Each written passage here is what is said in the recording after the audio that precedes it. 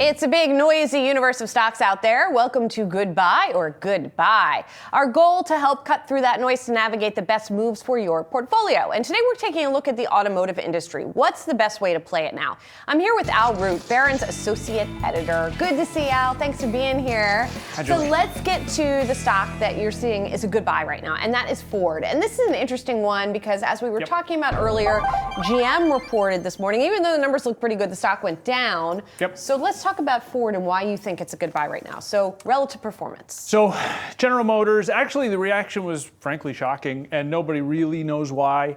It seems to be expectations were high. The notable relative performance since mid-November, the end of the UAW contract negotiations, when everything was signed, sealed, and delivered, General Motors up about 65% coming into today's trading. Ford was up about 30%. It had done well. But that 35% gap was actually quite notable.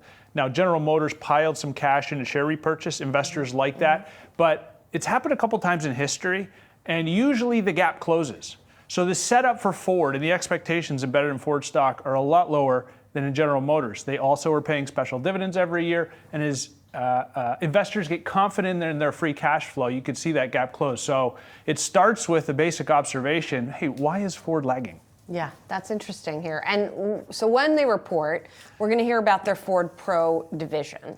Now, it's this endless debate about what should a car company trade for, right? Ford and General Motors trade 6-7 times forward earnings. Now, they don't grow. I'm not arguing that they're different companies.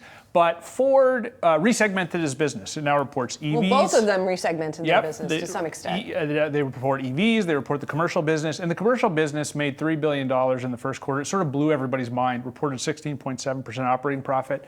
I'm not saying, Adam Jonas at Morgan Stanley said Ford has its own Ferrari, under the hood inside the company.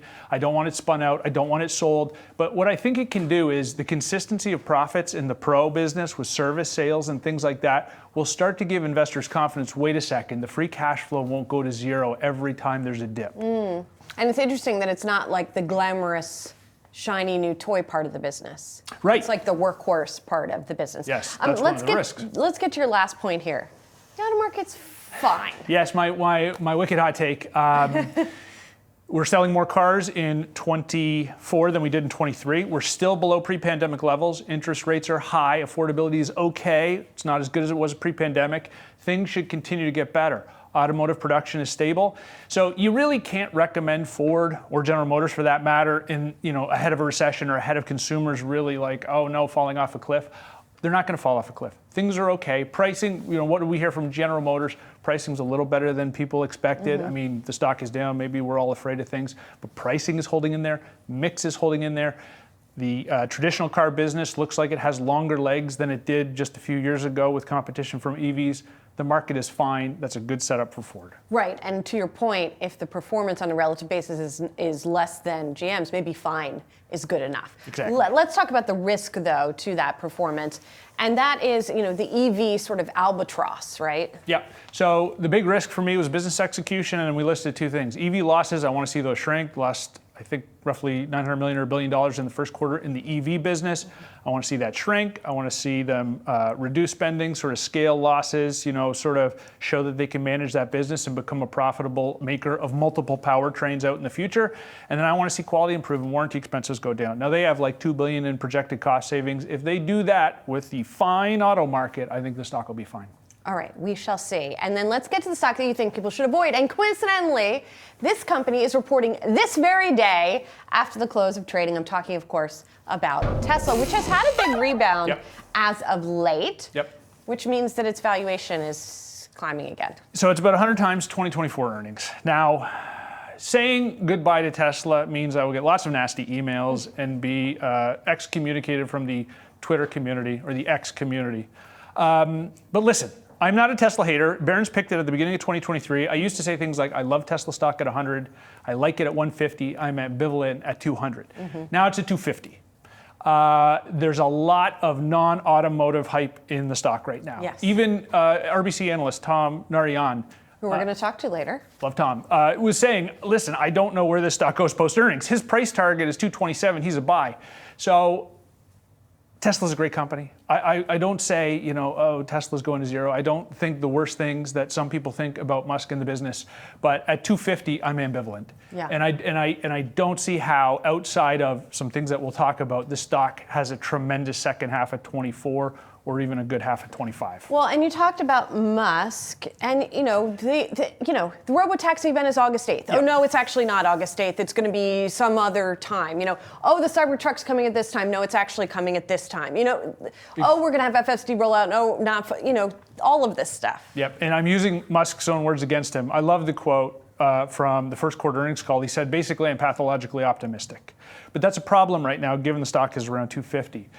People were really happy about robotaxi day, and you said that got, and almost most importantly, he said, we need this lower price Tesla $25,000 car that we'd like to call the Model 2, first half of 2025. We haven't seen a prototype yet. I worry, right? I'm pulling for everybody. American auto manufacturing, go. But I'm worried that if the timeline for the Model 2 slips into late 25, into 26, it's a big disappointment for the market because that's supposed to drive growth in coming years. People should know better by now. It feels like you got to give Elon a little bit more time than he says. Come on. And then also there's the wait for growth. Like there's all of these things that eventually the growth should be there. But to your point, how long are people going to have to wait? So this might bite me, right? I would prefer, so Tesla's going to do 1.8 million units in 24. It did 1.8 million units in 23, no growth. There's the Cybertruck ramping production, there's the Model 2. I would like to see some of these things before I reevaluate my $100, $150, $200 paradigm. So I just like to take a look at the beginning of 25, look at that brand new Model 2 on the website, and then say, yes, Tesla's going to grow to 2-3 million units in coming years, and now I can justify paying 80, 90 times earnings. Now, of course, it's Tesla, so people who do love it at whatever price it's at are still going to buy it. And then also we could see an amazing robotaxi event whenever it happens. Yeah, it's funny, when we taled about risks, I didn't realize you would literally use the word blow my mind. So Dan Ives says Tesla is $1 trillion AI stock. There is a robotaxi event coming. So I drive a Tesla, and I've used full self-driving, but if, in October they say, listen, the software's getting better, robotaxi's gonna be on the roads by the end of 25, I will be like, oh my word, I can't believe he pulled it off. But, so the risk of not owning Tesla is they do something fantastic with robotaxi day. But as an FSD user, and I'm a techno-optimist, but it still doesn't drive me around without me paying attention, so I'm just not sure. Okay. Well, thanks so much for being here, Al. Very excited ahead of those Tesla earnings. But you say avoid the stock for now, and perhaps Ford is a better buy. And as always, to remind you, Al does not hold any positions in these as a writer for Barron. It's good to see you. Thanks for being here. And thank you so much for watching Goodbye or Goodbye. We'll be bringing you new episodes 3 times a week at 3:30 p.m. Eastern.